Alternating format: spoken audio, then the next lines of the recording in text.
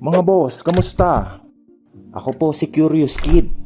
Welcome sa aking munting YouTube channel kung saan pwedeng kapulutan ng kaalaman ang pagiging mausisa.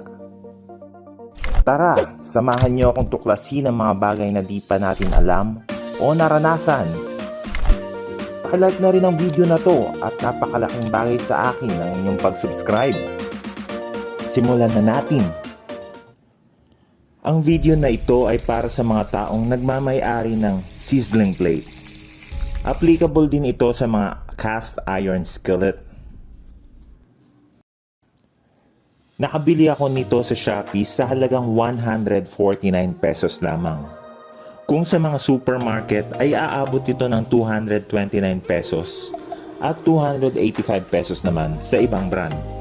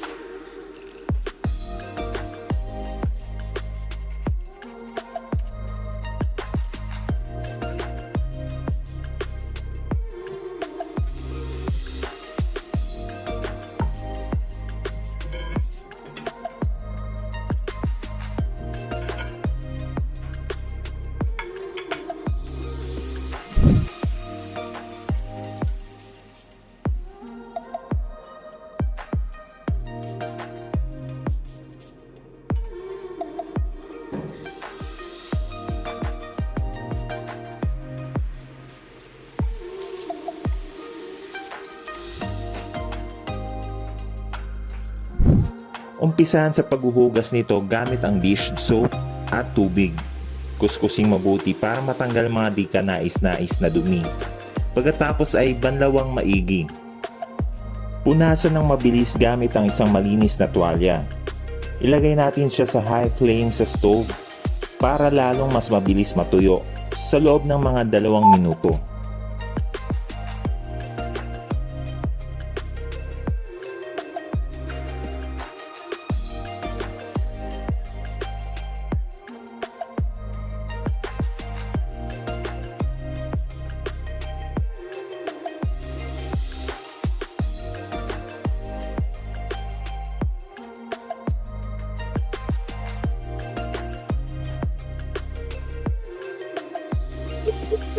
Ngayon ay gagamit tayo ng canola oil at ipahid sa ating sizzling plate.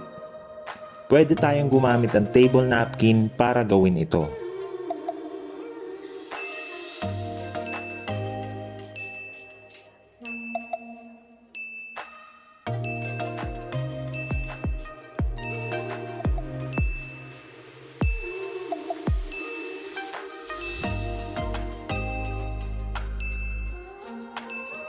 After ng mga 5 minutes ay pwede nang hanguin ang ating plate at let it cool lang.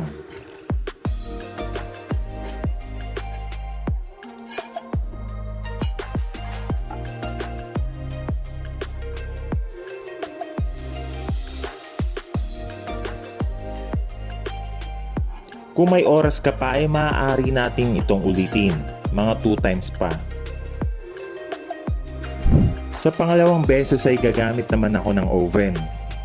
Lagyan ng oil ulit yung buong plate at isa lang na sa oven. Iset ang oven sa pinakamataas na temperatura nito for about 5 minutes.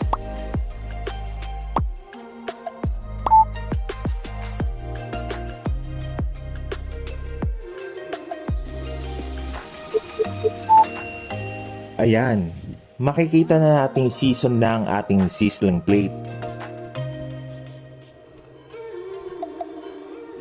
Oh, look at that.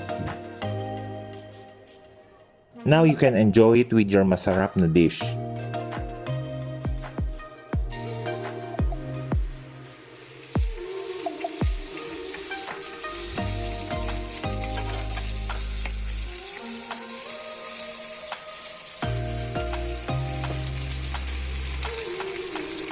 Saludos!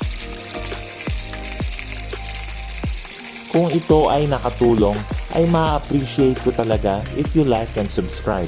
It will help me to do more videos just like this. Salamat sa panonood. At dyan nagtatapos ang ating pagtuklas.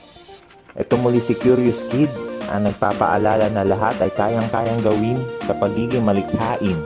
At kung ikaw ay sisipagin, hanggang sa susunod na pag-uusisa mga bata. Adios!